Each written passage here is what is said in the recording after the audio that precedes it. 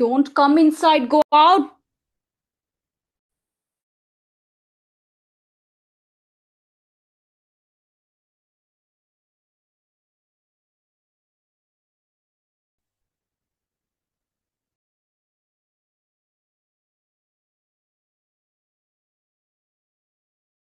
Namaste, everyone.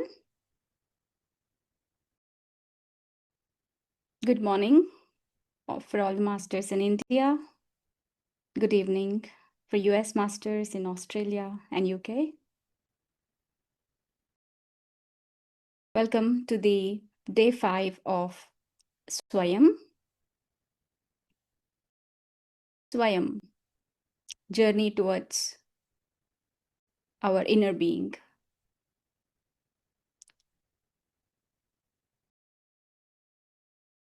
So early in the morning, every day we are all connecting, having a peaceful meditation. Thank you to all the partners.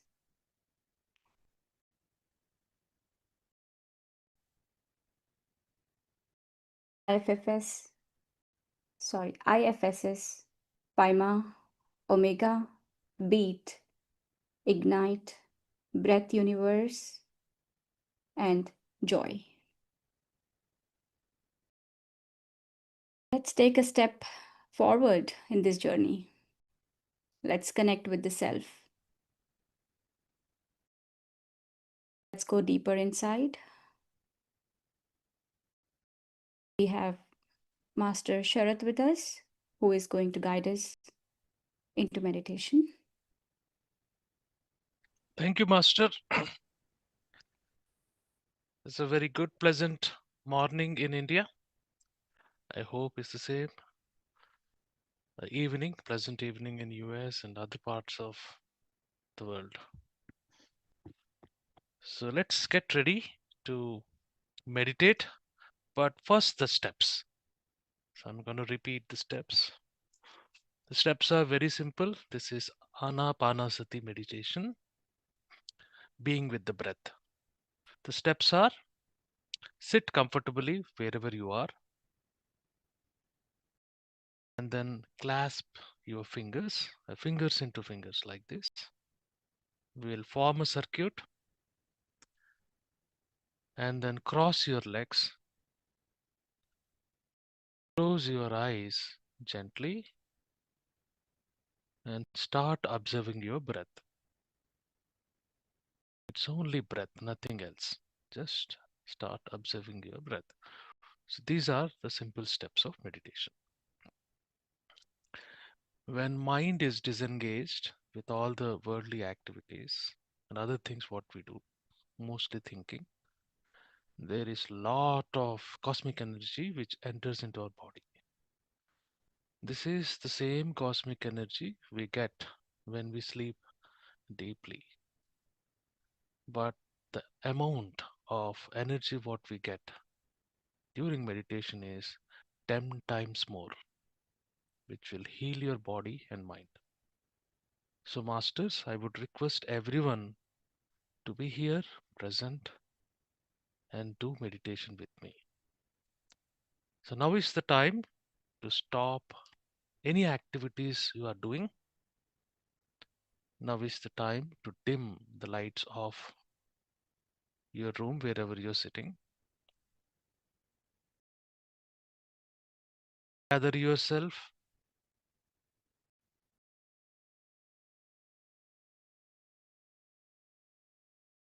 and find a comfortable posture where you can sit for longer duration.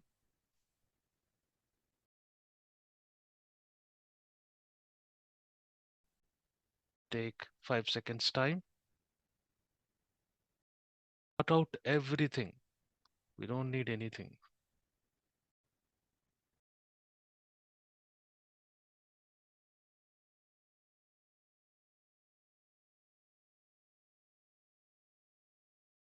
Sit quietly. Clasp your fingers. Form the circuit. We want everything of the energy in our body Relax yourself. That is the key. Relax your body. No stiffness.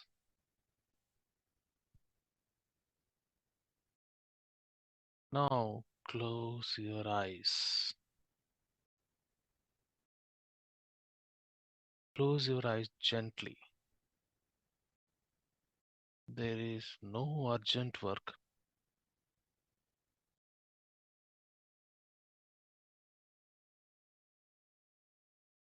Be as you are.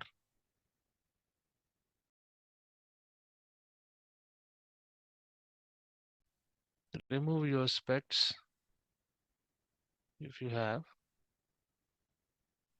Feel very comfortable, relaxed. You're gonna disengage the mind.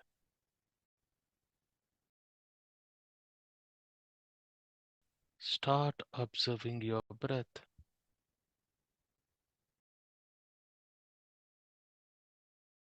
Natural breath.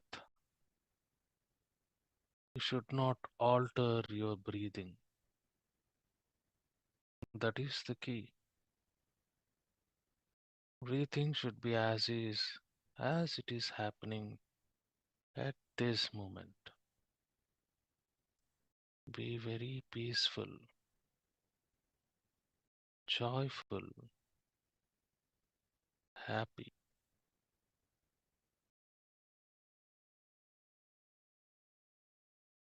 See, after exhalation, breathing will start on its own. That is the point. You should follow breath.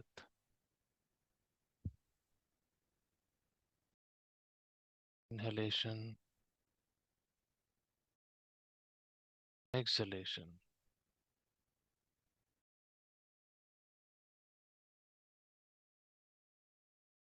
There will be so many things happening in your surroundings as you deepen your focus attention on breath. Don't pay attention to any other aspect other than breath.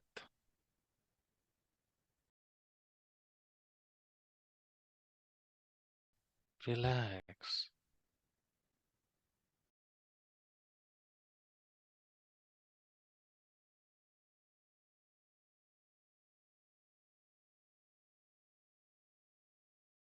Observe breath.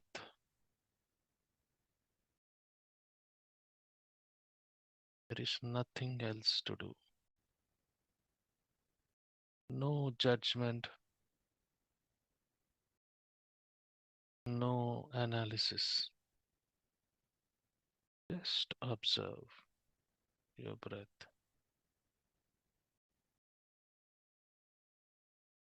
No mantra to be chanted. No counting of breath. No visualizations. Disengage your mind completely. Don't give any other activity to your mind other than observing your breath. Relax. Each inhalation, each exhalation will calm your mind, takes you, leads you deeper into meditation.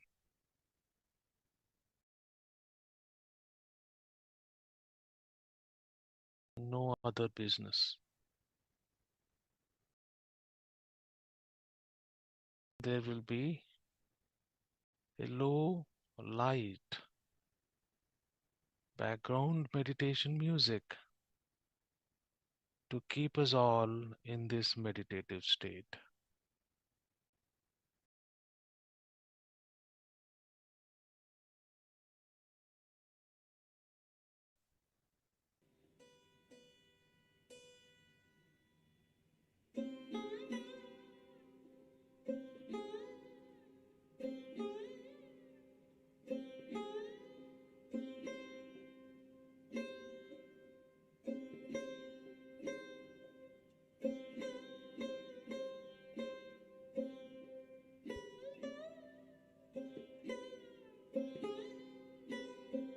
When you observe your breath, your body automatically relaxes.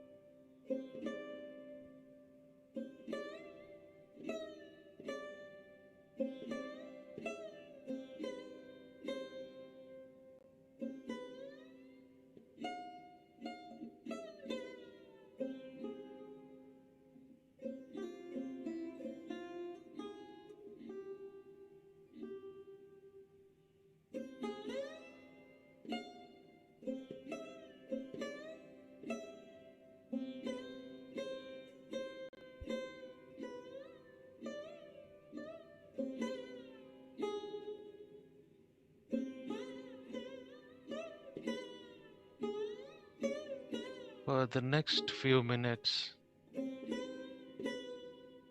our intent is to be with our breath. Please cut out everything.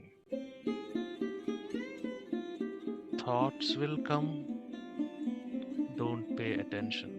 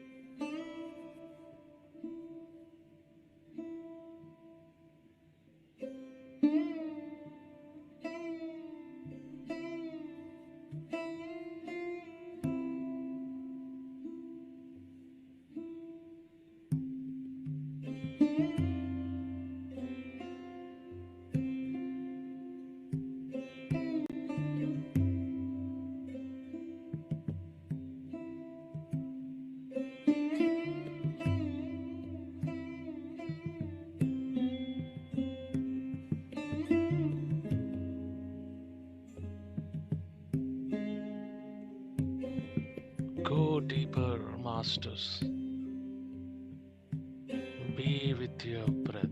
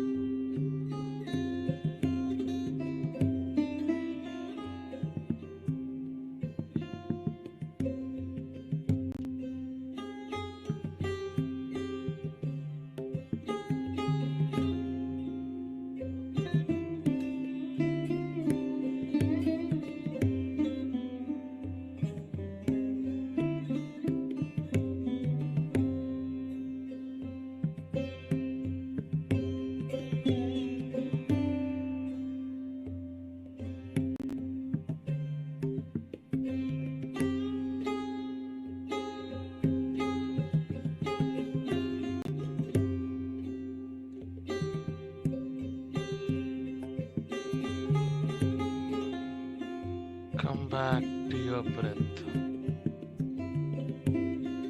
Relax.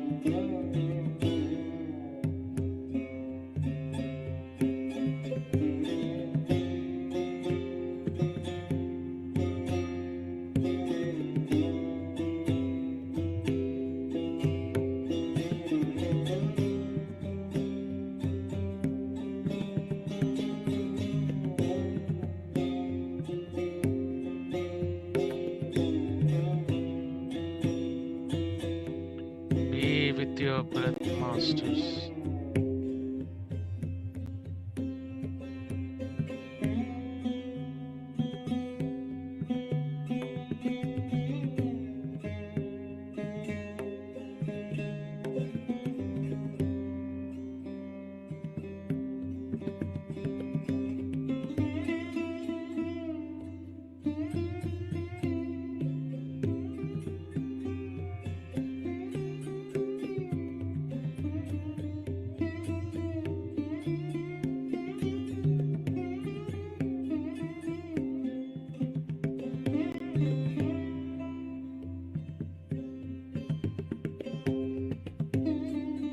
Relax.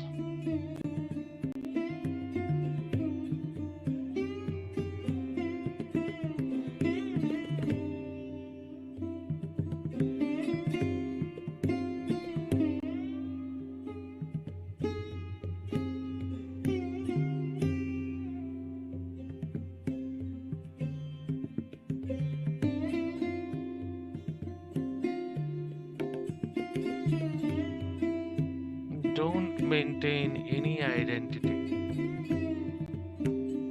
Just observe the breath as is.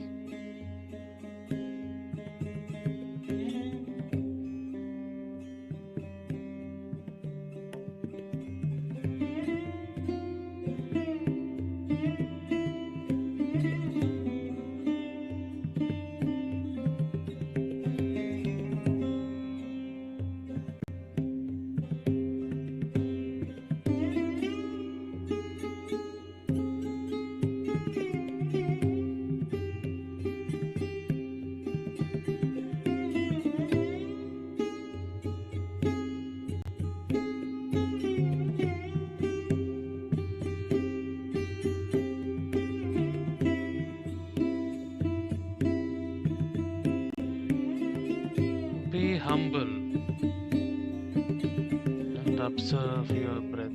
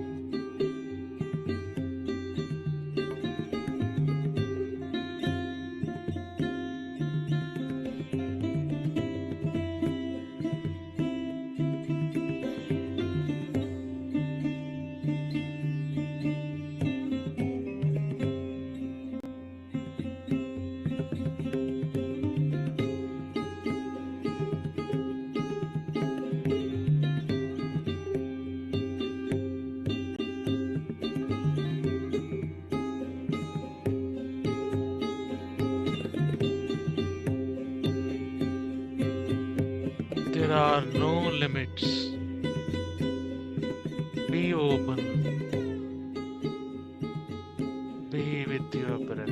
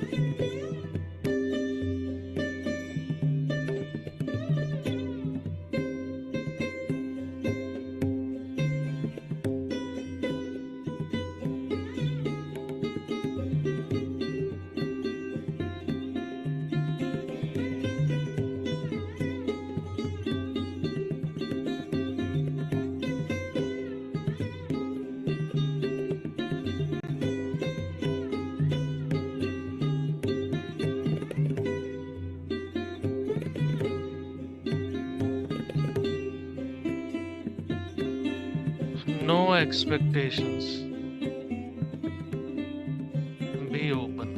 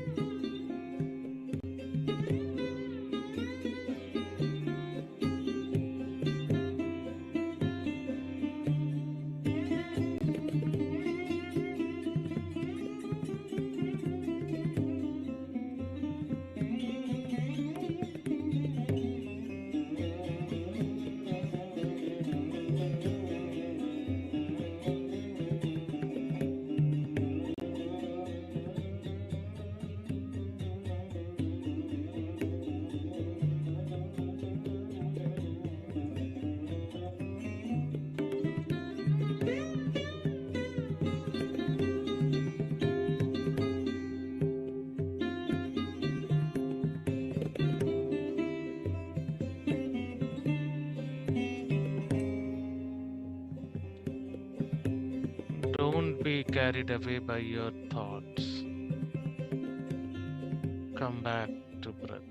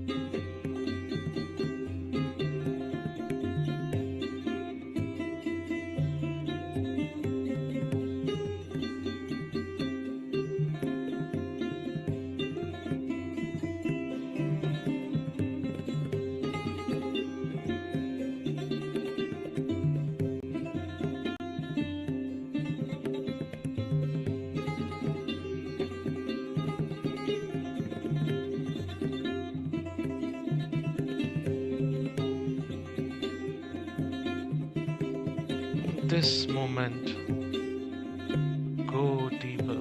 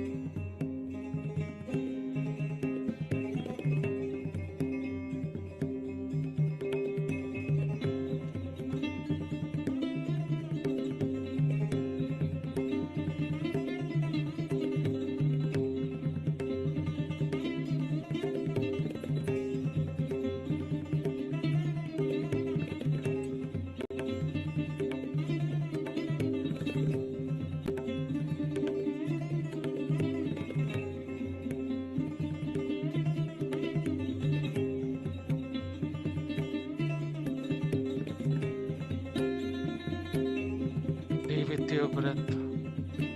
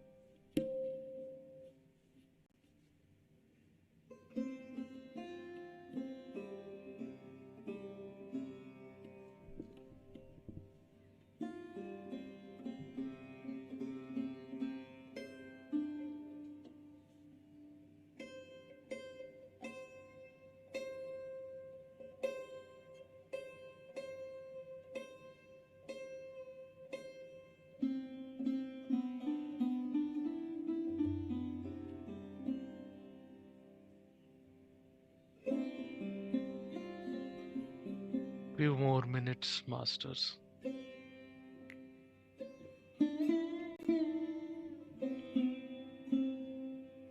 Be with your breath.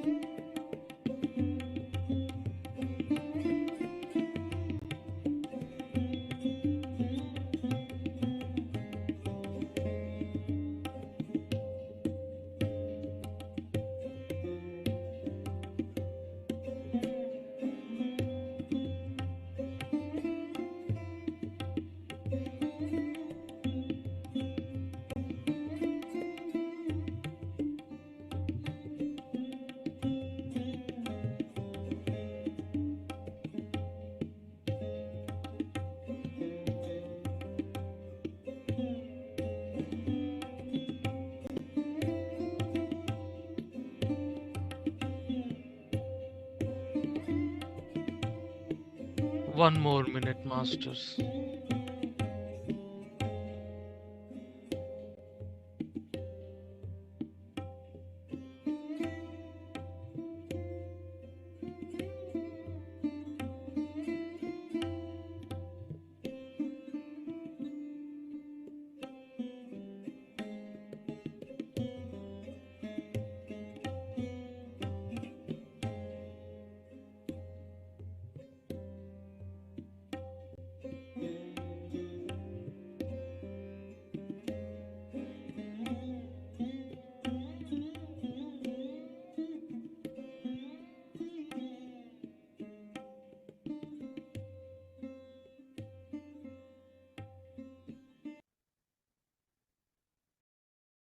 Thirty seconds.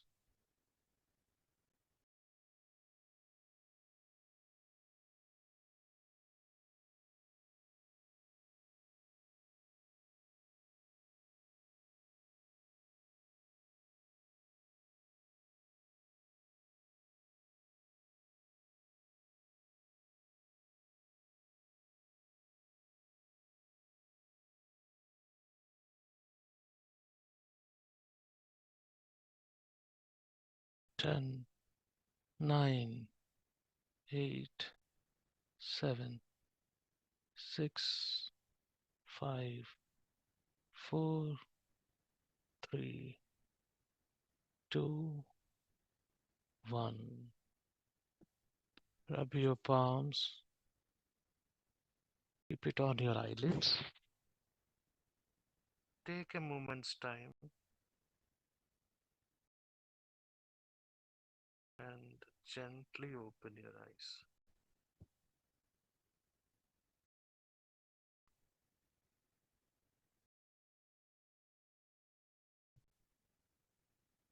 Thank you very much, masters, for meditating with me. Very pleasant today. Meditate daily as much you can and be healthy. Thank you so much. Over to you, Arnaji. Thank you. That was a beautiful meditation.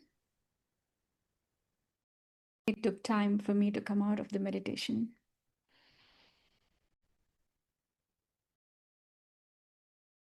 So, masters, how many of us, how many of the participants are new meditators here who started meditation through Swayam? Can you please raise your hands?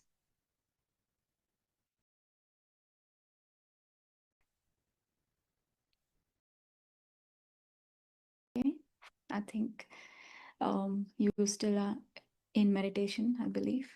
Okay, I see one hand here. Awesome. I'll share my journey, how it started.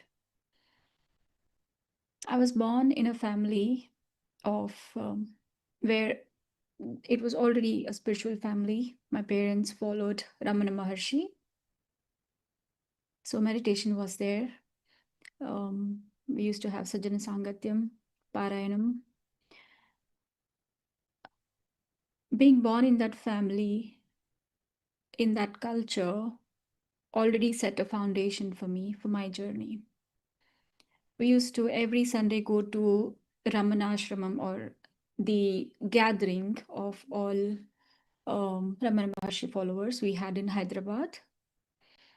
And then we used to visit Ramanashramam very frequently, at least twice a year. So that was my childhood. Later, after I was born in a non-vegetarian family, my mom stopped eating non-vegetarian many years ago, but she never asked us not to eat. She cooked for us. As I used to go through videos, reels on social media. I one day came across a video of Gyan Bharat, which was run by Neeta Bhojwani. I watched and I was slowly following her. Then I got to know about PSSM, about how the organization, about people, about Patriji.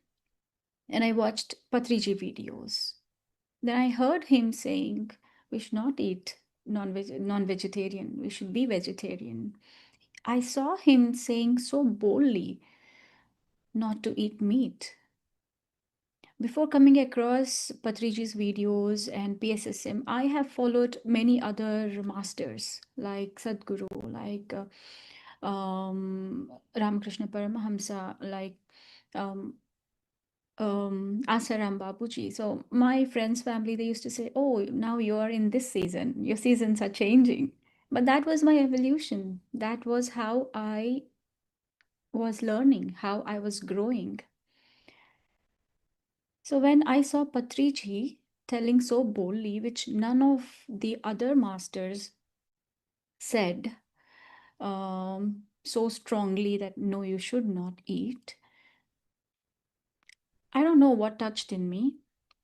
I even before coming across this video, I used to sometimes feel, okay, no, I don't want to eat. I want to stop. I had a baby. When my baby was like 3 months, I was starting to get that feeling that no, I don't want to eat meat anymore. Then I stopped eating for 10 days. Again, I got the craving of eating. Then I started eating. Then after a few months, I came across PSSM videos, Patriji's videos. Then something in me just changed and I didn't feel like eating at all. I stopped eating completely and I never got the craving at all. That's how my vegetarian journey started. And I started meditating regularly. During that course, while I am vegetarian and my husband was still non-vegetarian, I never forced him. I told him, why don't you experiment and see how things change in your life? He was always supportive of me doing meditation, attending classes and courses. but he was never influenced about this spirituality or these concepts or vegetarianism. Then when we moved to Dallas in the first MMS, that's the Mega Meditation Summit, that's like the Dhyana Mahachakram that happens in India. I first time got to meet the PSSM masters in Dallas in person directly. Until then, I was talking, somehow I got connected to few WhatsApp groups. I was volunteering. I was talking to them over phones, joining Zoom meetings, but I never got to meet anyone in person. So first time when I met everybody during that event, we were hugging each other. Though I was not a very social person to, freely hug anyone. I started hugging and I never felt like, okay, these are new people. I felt like I know them. That feeling was there inside me. So it felt like a soul family. It felt like they're my people, I know them. So that's how the journey progressed. Then, slowly, while volunteering to different projects, I learned so many things. I learned what is um, oneness. I learned to be balanced. Though we are performing various roles in our life, a mother, a wife, a daughter, a working woman, could be many things you're handling in your day to day life. I'm still, I was able to ground myself. Though outside, sometimes you have to shout, sometimes you have to be, very much reserved, different roles that we act, but inside, I was able to be connected with myself. So these were the changes I saw in myself as my journey progressed. Then as I started interacting and working with many masters, I used to learn different things. I saw the beauty in PSSM that it is so diverse. We have got so many branches in PSSM.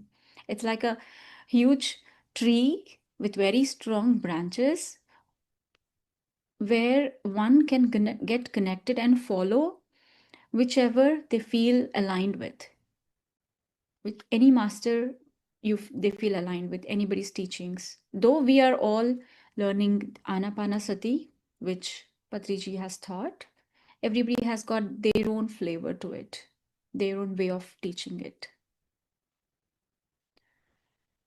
And I understood that Patriji's vision, Dhyana Jagath, Shakahara Jagath, and Pyramid Jagath, when we volunteer for PSSM for these three great cause, I understood the power behind it. I understood that when we do or take up some service to offer our energies, the intention behind that project, the intention of that, the cause that we are working for, that drives us, that gives us strength.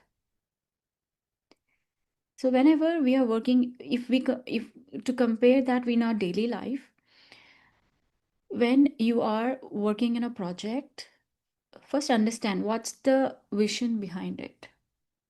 As big your vision is, so big it has the strength to move you forward. So it always felt like I have two small kids in USA. We don't have so much help at home. We have to do everything by ourselves. My little one was like just 2.5 or 3 when I started. And I used to attend so many Zoom sessions and everything. It was so challenging at that time to manage everything. But I never used to, think before saying, okay, I would take up this thing. And when I took it up, when the time came, everything used to get aligned. Everything used to fall in place. Children would not disturb. There was some help arranged at the time. So things would just fall in place. So that shows how the masters guide us. There could be tests to, to see how much conviction we have. But once you take the path, everything falls in line. So that was the beauty. And I have always been a person inclined towards arts and creativity, but I never actually got such platform. When I connected with PSSM, it gave me a way to express myself through my creativity. I always found joy in volunteering, in doing anything, and in bringing that art inside me outside. So it was like, sometimes, because my kids were small, I would work late nights, but I never felt tired because I was so much involved in the work that I'm doing. That was probably equivalent to meditation. So I used to get energy. Though my sleeping hours were less, I would feel energetic. So that is the greatness of spiritual service that we offer. And oneness, the projects that we take up in PSSM, they are all under these three pillars: Shakahara Jagath, Dhyana Jagath, and Pyramid Jagath.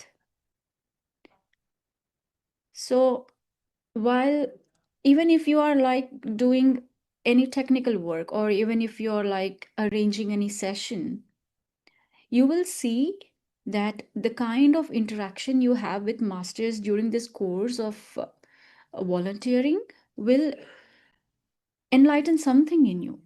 Like, it could be just a small thing, but it will trigger something, and it will make you think.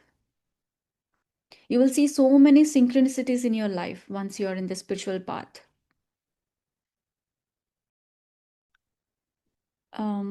Yeah, so, and then slowly also had my kids meditate. Since the time I started meditating, they would also cutely sit down and meditate. And now they meditate every day. Before they go to school in the morning, they meditate for 10 minutes and they go to school. And they also teach their friends. One day my son came home and he's like, Mama, today I asked my teacher, I took permission and I made kids in my class meditate. Are you feeling good about it? Because, it's not what we tell them, it is what we show, how we are, what we do, that makes them learn from us. They don't listen to us, they watch us and learn. So these are all small things, like, perks of being on the spiritual path. And when we meditate, it is not something we're doing just for ourselves. When we meditate, we increase our frequency, and that also impacts the environment that we are in. We become so much empowered when we meditate that we take control of our life. We become, we are always the creators. But when we come into this path and start meditating and following the principles that Patriji has shown us, we now understand life better. We are never in the victim phase. We don't think, oh, why did this happen? I'm so good. Oh, why is this happening only to me? We come out of that perspective. And we know how we have created it, and we also know how to change it. We understand the game of frequency. So it becomes easy to work on ourselves. Like, for example, when my husband was not a vegetarian, I used to tell him um, that, yeah, please try this experiment. He didn't pay much attention.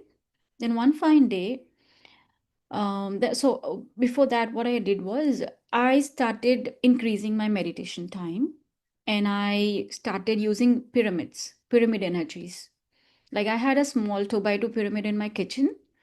I would put all the grains, water, fruits, whatever that we have to use the next day. I would put them all under the pyramid overnight and use the same the next day. I would soak up dal, rice, whatever I have to cook the next day under the pyramid. And I started doing that because I know there is a lot of energy in the pyramid, and I wanted to experiment as well. So I increased my meditation. My kids started meditating. I started using pyramid energies. And one fine day, my husband says, Aruna, from January 1st, I will try being vegetarian for 6 months. And then after that, if I feel like, continuing, I'll continue. Otherwise, I'll drop. That's up to me. You should not force me. I said, yeah, yeah, definitely. Please give it a try, experiment how it goes. So he started. And for me, being at home, spending most of my time at home, it's easy for me to, follow a path. But when people who are working outside, have social life, meeting friends regularly, like generally for men, they go out so much with friends. It becomes difficult for them to to stick to vegetarianism when all of your friend circle is non-vegetarian. But still, he stick to his words, and he strictly followed for 6 months. And after 6 months, during these 6 months, he got into so many projects with PSSM, that he was completely into PSSM. And after 6 months, he became a great meditator, and he never went back to non-vegetarianism. So that was the beauty. Once you meditate, you change. It's not just at surface level. We change from inside. The change comes from inside. Your thoughts change. Your the way your perspective changes. The way you live, the way you experience life around you changes. So this is my journey. Um, I wanted to keep it short. I don't know if I did. All right. So I think now we have a sharing from Vikalji. Yeah, Prithvi, am I right? Yes, Aruna. Yeah. Aruna, before we give it to Vikal, just a little curious to know, being a mother, how is it like?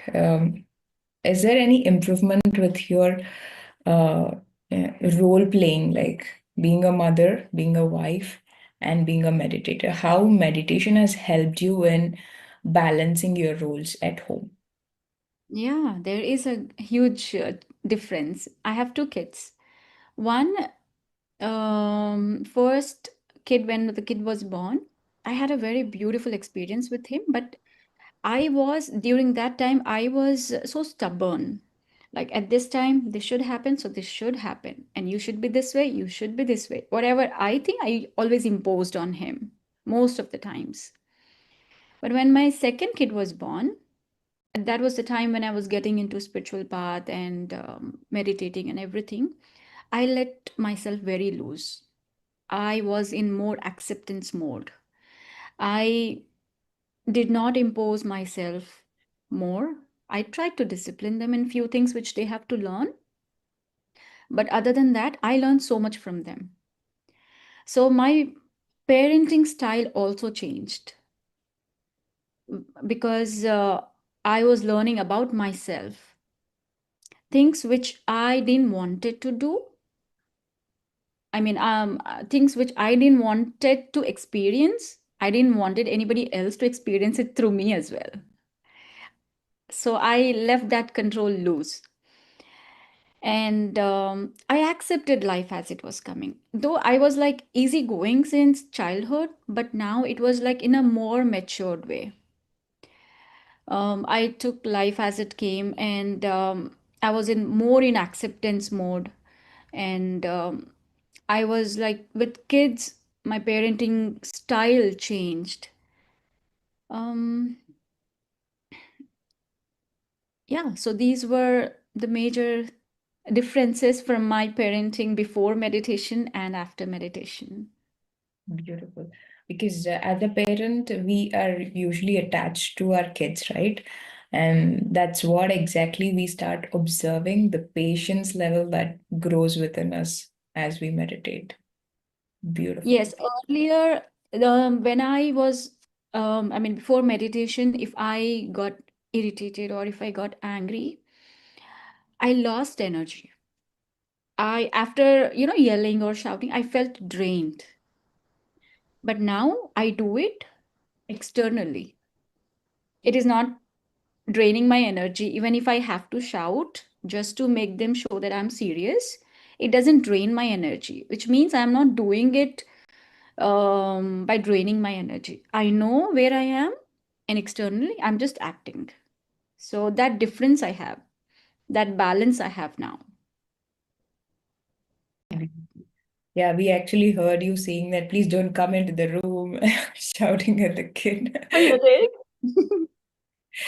And you started it off with a calm, that beautiful smile. So that showed the way you are handling the kids. So thank you so much, Aruna, for sharing your experience today. So it was really beautiful. So we'll get ahead with the research bite by Vikil today. So Vikil Sure. is my wife as his volunteer. So we'll hear from him the research bite today. Thank you. Thank you, Aruna.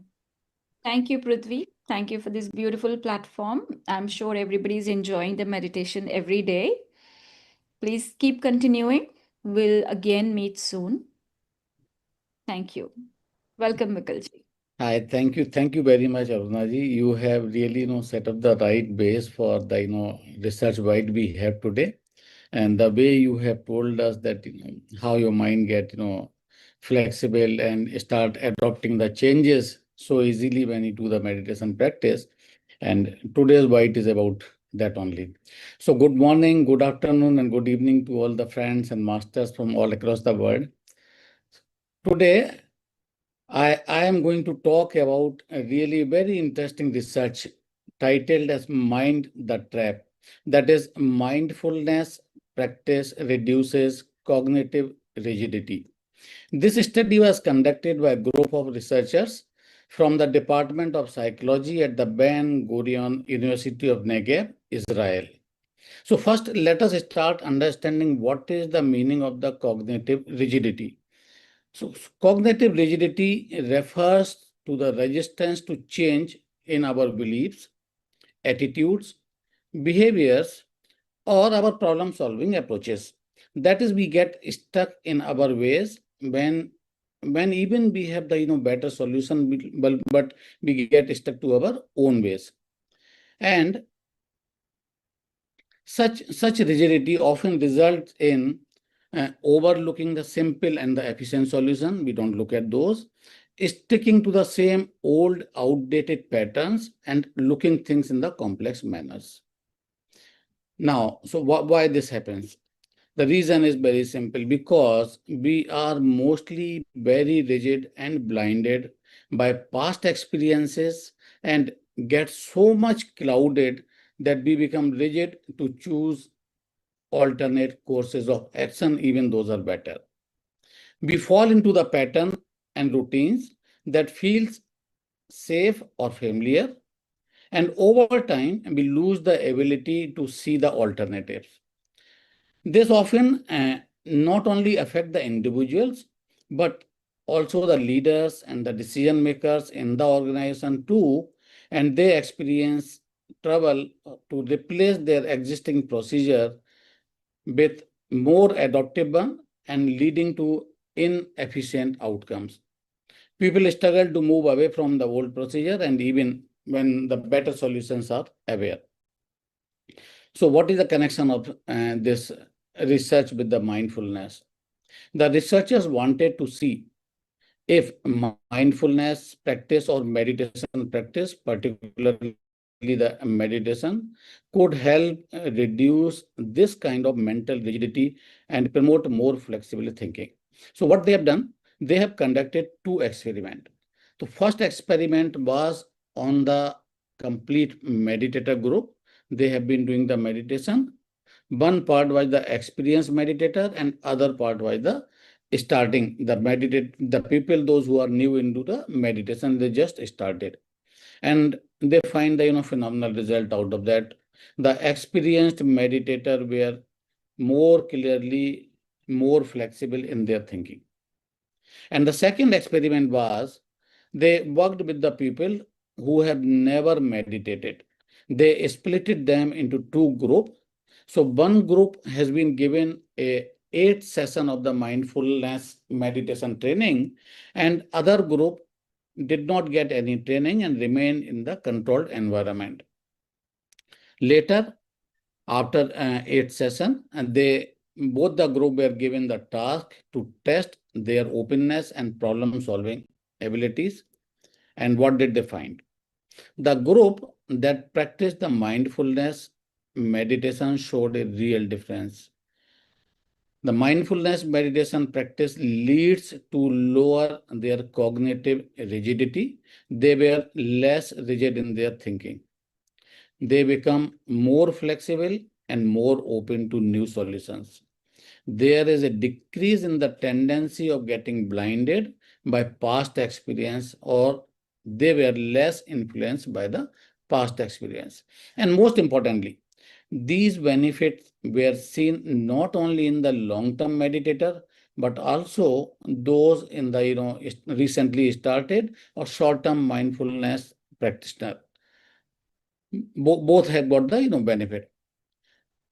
And further to this, the researchers claims that this shows a promise as a non-pharmacological tool for improving mental flexibility, potentially beneficial for people with depression, OCD, that is obsessive compulsive disorder, and ADHD, attention deficit hyperactivity.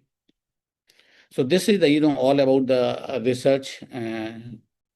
What is the takeaway from this research is hence this research is quite evidently teaching us that if we keep practicing meditation, it enhances cognitive flexibility, and the regular practice can help individuals and leaders and the organizations and the decision maker professionals to become more adaptive, creative, and open to new solution in everyday life and work.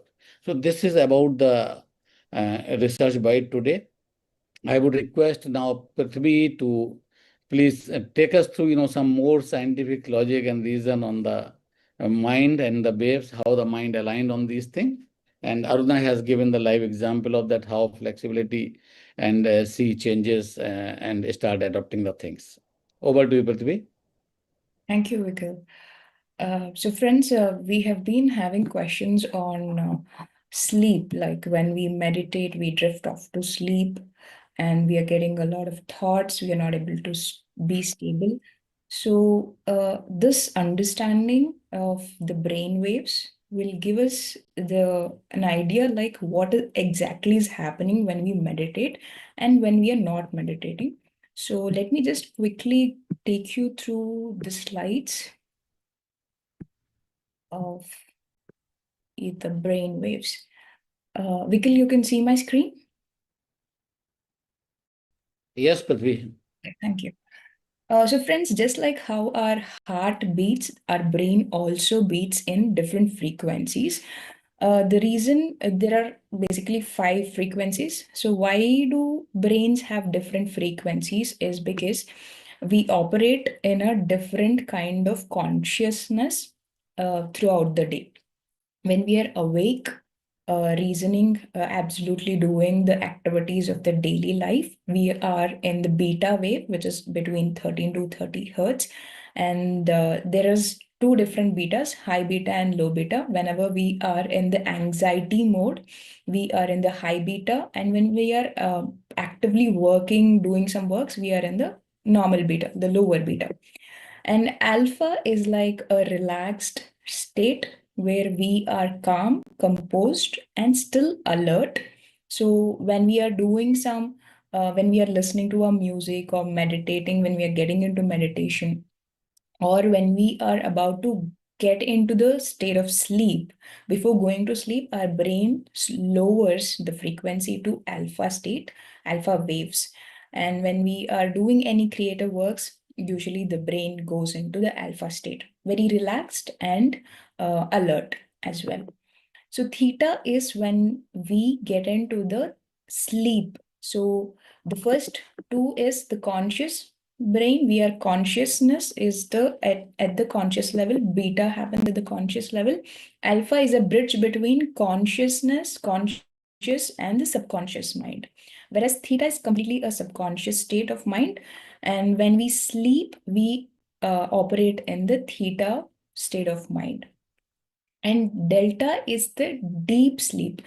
Theta happens and when we are having dreams and all, but in delta there is absolutely no dream. It is a non-REM sleep. This is where the complete activity of the mind goes lowest. Like, the brain frequency, if you see, it is from 0.5 to 4 hertz. So the activity of the mind completely goes still. This is the state where we actually receive a lot of cosmic energy, and in the body, a lot of growth hormones are released in this state of brain, and that's why we feel so refreshed after a good sleep. So gamma is the recently discovered brain frequency, which was actually discovered in the long-term meditators. So this is kind of a super intuitive state of mind where you feel you are in the zone, out of your body and mind kind of a state. So what is the actual connection between brain waves and meditation? So when we sit for meditation, what exactly happens is when we sit for meditation, first thing that happens is we are with full of thoughts. There's so many things running in the mind, and we sit for meditation with a monkey mind. It keeps jumping from one thought to another.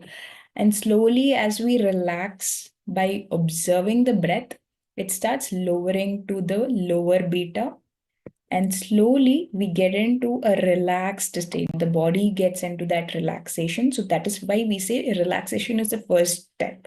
Comfortable position and relaxation is the first step. That's when the brain wave starts getting into the alpha state. And sometimes we drift into the sleep while meditating, because the brain waves gets lower and lower as we relax.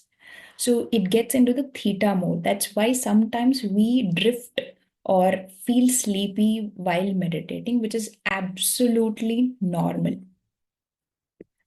And we just have to come back. We know that we have drifted off to sleep. We just come back to the breath again as we get up, and we just come back to the breath.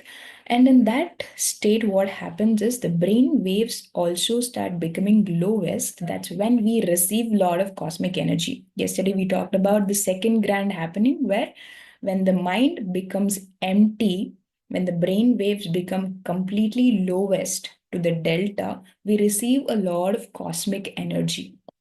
There will be a no mind or thoughtless state. After that, there will be a rush of insight. There will be intuition or some visions that will happen, which will take us to a most aware state of mind. So this is the overall thing that happens when we meditate.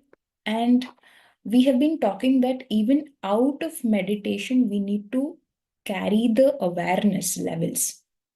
So what is the ideal state out of meditation is the alpha state, which means we need to be in the present moment. By being in the present moment, our brain has access to both the hemispheres of the brain, like the left hemisphere and the right hemisphere. Left is for logical things, and right is for our creative, intuitive part of the brain. So we activate both the brain, logic and creativity, when we are in the present moment. So, how do we carry this alpha state even when we are not in meditation is actually a practice that we need to do. The tip for it is to practice silence when we are not in the meditation, when we are out of meditation. What happens when we are in silence is it cuts off a lot of unnecessary speech, a drainage of energy, and also it shields us from the negativity. It stops negativity from multiplying. So, meditation starts to multiply the positive energy, and silence will cut off the negative energy. So, the combination of silence and meditation will help us to be more aware in the present moment. That is why it is said that it is always good that we talk whenever it is necessary, only when it is necessary. That's when the power in your words will become more. Patriji also says, what you want to convey in a paragraph, try to do it in just one sentence. Whatever you want to say it in one sentence, say it in one word. So that's how you become aware of the words that you use and utilize the power of silence, which will cut off the negativity. So we have to be actually meditating and be in silence. Mauna and dhyana are the best combination to be in the alpha state, to be in the present moment when we are out of meditation. So this is what I wanted to share today. Thank you so much. So if we have any questions for the day, we can please take it ahead. Yeah, sure. Thank you very much, Prithvi. I don't see any questions. If anybody has question, please raise your hand so that we can unmute you also.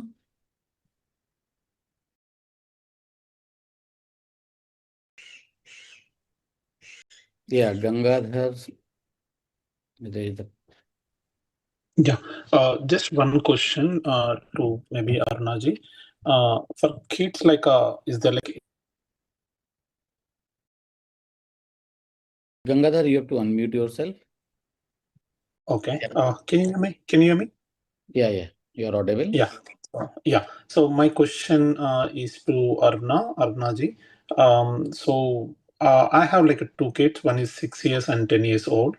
So just I want to know like what is the best age to start, and how you convinced like your kids, like if any one of your kids is not sitting for meditation, like how you convinced them. Yes, I know. As a parent, we always want our kids to meditate. And like I told you, they don't listen to us. They observe and learn. So we should meditate first. Okay. They should see us meditating every day. Okay. Then Okay. even you, without telling them or emphasizing on it, they would want to come sit, and probably maybe they'll start with few seconds. And kids are so open and connected with themselves and the nature. Even if they sit for few seconds, sometimes miraculously they'll tell you many experiences. So it's just that they have to see you meditating. So you practice more, the frequency in your house will change and things will change. Okay. Yeah. And is there any age limit or something, or any age No, can? nothing. No age limit. I mean, my child, the little one, was just 2.5. She Okay. would sit in meditation and she would just not open her eyes and she would be in deep in meditation. Okay. Nice. Yeah. Thank you. All right. Thank you. Thank you very much, Gangadharji. Thank you, Arunaji. I think Preeta also have one question. So can we unmute Preeta ji? Hi. Yeah. I loved the session. And my question was, today I realized that I was constantly like fidgeting my body. It was moving, or I mean, I was like not in a very still state while I was listening or even doing. What causes that? And how can I be more still? Yeah. Okay. Sure. I Shall you want to take or Prithvi? Yes, please, Prithvi, go ahead. So, Preetaji, what happens is our mind is not used to sitting at one place. Mind means movement. The whole practice of meditation is to bring the mind to stillness, which is kind of resisted by the mind. So that is why you will have those irritations, those frustrations, and you want to keep moving your body. That is quite natural. You just have to keep observing it and just see like how your mind is trying to bring you out of that stillness. Just watch it. That's what you have to do. You don't have to react to your movements. Just keep watching. Thank you. Yeah, thank you, Prithvi. Such a wonderful answer. And just to add that, yesterday Sampath was mentioning that mind is all about the past and future. And when we are doing the meditation, we want to be in the presence. The moment we try to get into the presence, mind wanders and distract here and there. So just observe and keep observing your breath. That is the best way to go on. And I think Pavitra ji also. Can somebody unmute Pavitra, please? Hi everyone, and thank you, Aruna ma'am, for such a wonderful session. And I could resonate a lot with you because now I'm a mother of two kids, and my younger one is just going to complete 2 years. One of the challenges I face on a daily basis is meditating actually. So I prefer to meditate early in the morning, and my kid always wakes up. So for me, I wanted to do a longer meditation, but maximum it is only 10 minutes. So, but I'm in a complete acceptance that it's okay. Whenever it is possible for me to do it, I'm just observing my breath. So the other thing is, there was a constant push for me in my meditation that I need to spread it to the other kids.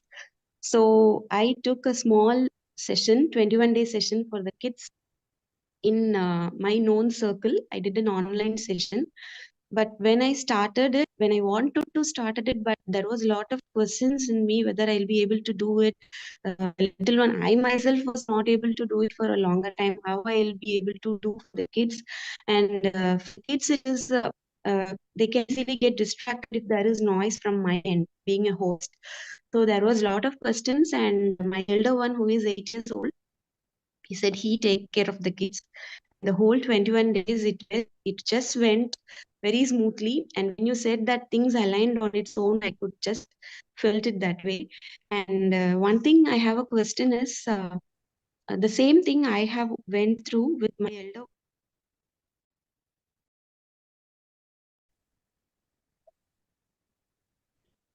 I think there's a MC got dropped, bad connection or something. Okay, let us wait in case he is coming back. By then, if any other question or I don't see any question on the chat. I got disconnected. Yeah, please go ahead. So my question is, with the elder one, I had the same kind of a parenting style with more rigid and things like that. And with the younger one, I have that awareness now, and things are different. But still, there are times I get back to the old mode of my rigidity because I'm in the process of evolving to this new parenting style. So, how do you manage during these times, the setbacks times? That's my question. Thank you so much for that. Yes, being a mother, it is challenging because we multitask a lot. I would say the best answer is increase your meditation time. What I used to do when my little one was small was I used to meditate after they sleep. I would just sit on the bed and meditate. And whenever I woke up, even in the middle of the night, I would meditate and then sleep off. How much ever I was able to do, I used to do. So that used to keep me grounded and give me energy throughout the day. The day when I had, less meditation, this was in the beginning, initial days, right? So consistent meditation was very important for me.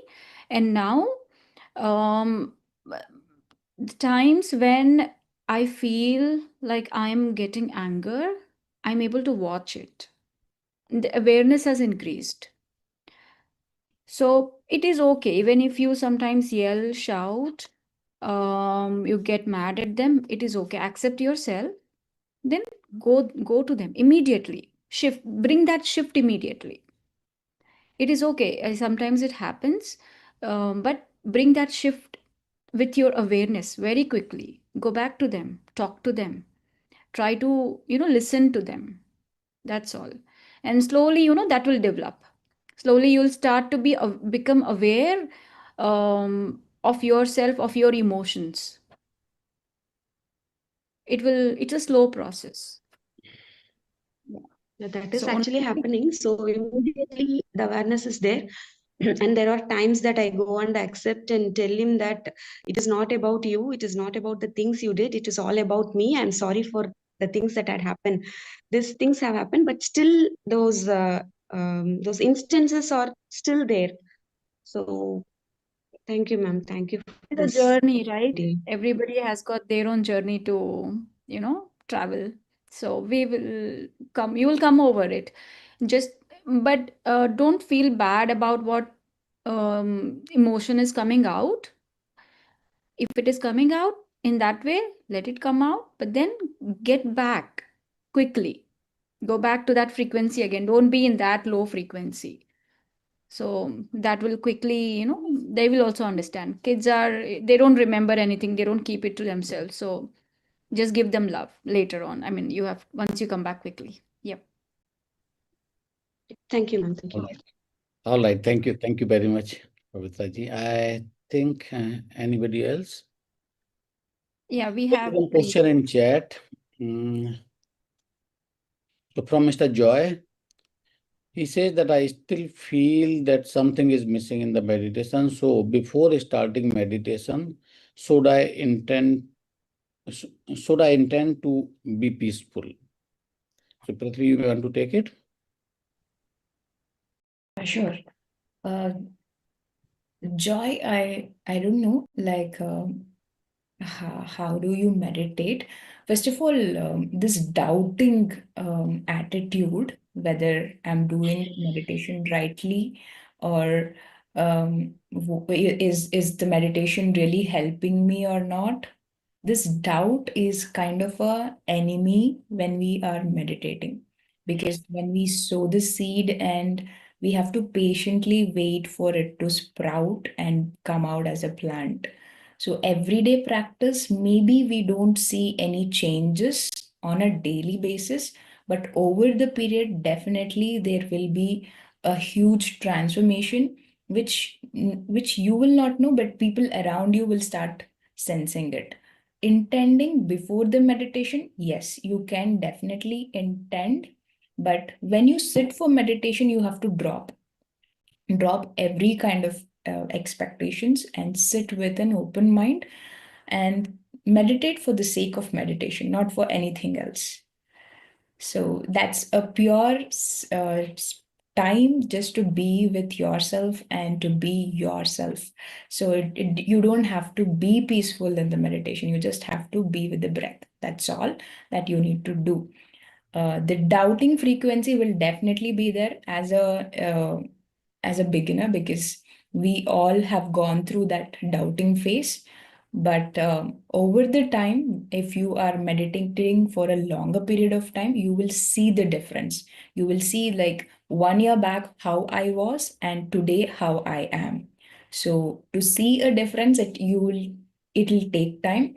on a daily basis, there will be certain improvements that will be happening, which is not visible.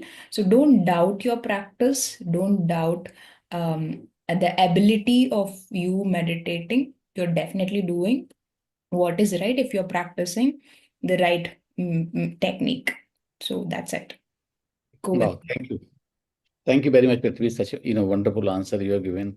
And just to add on to Mr. Joy, that whenever we get into meditation, we always say, just go with the flow, drop all expectation, and observe. And every meditation session is a unique experience to you. When you come out of the that meditation, it will be a fantastic, unique experience for you. Thank you very much, Prithvi.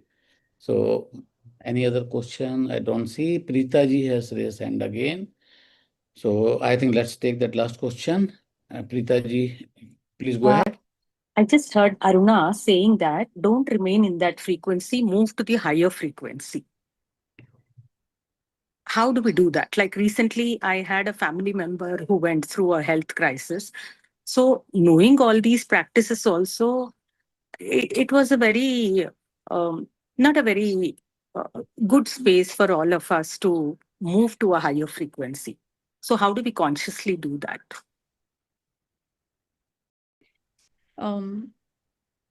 Once you understand this game of frequency, okay, it is, let's say you got a bad news, you heard a bad news. Let's say you're feeling sorry or sad or upset about something. You're in the low frequency. If you're in a high frequency, you're happy, you're joyful, you're grateful with full gratitude. But now, when you are in you're feeling sad or something not good in your heart, that is low frequency. So when you're in a low frequency, that's your awareness. You are aware of that. So you have to make a choice of making yourself loveful. You say to yourself, I am love. I am happy. See if there is any change in yourself. It's not that forcefully think of something happy or anything. It's just working internally on yourself. After you feel any better, or just go out in nature, walk barefoot, or just have a cup of coffee. Do what makes you feel good. Do your favorite thing. That will again get you connected to yourself. And then after that, you will see there is a change in your mode. That is called getting to higher frequency. You're not again, lingering in the same state of mind. Coming out of it is going back to the higher frequency. Because we don't attract what we want. We attract what we are. So that's why the frequency at which we vibrate, we attract the same thing. If you are in a bad mood for a long time, you attract similar situations in your life. If you consciously choose to come out of it and vibrate at higher level, you attract similar things. So, of course, it's a lot of internal work on ourselves, but we being in this sangha, in this community, will definitely help. After this 33 days of journey, you will definitely be able to work and know more about yourself, of how and what makes you, joyful, what makes you connected to yourself. So this is the work that we got to do on ourselves. Always check, how am I feeling? What is the state of my being? That's how you are being in a high frequency. Be aware, that's all. Yeah. Thank you so much. And this question also calls for the topic for tomorrow, which we will be talking about law of impermanence. Any state that we go through is not permanent. Any emotion that we go through is not permanent. So the moment we get into that equanimity, we start tuning into our natural state, which is love, which is gratitude, which is compassion. So that is the higher frequency that we are referring to. So how to get into that law of impermanence, we will talk about it in the tomorrow session.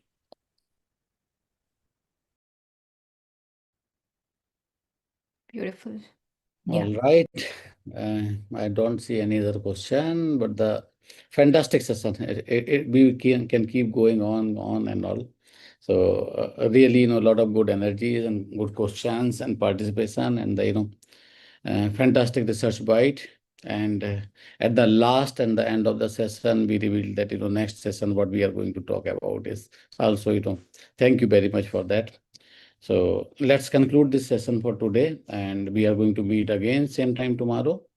Before that, a deep gratitude to all the masters and the participant who has attended this program, provided a support to each and everyone for a fantastic group meditation and a wonderful Q&A session and the experience sharing. With that, I would like to express thanks to all the partners, Paima, Joy USA, Omega, Breath Universe, Sambala, IFSS, we are representing Beat and Ignite. So all the organization, those who are associated and enabled all of us to experience this fantastic meditation and providing this platform. Thank you very much. We will meet again tomorrow.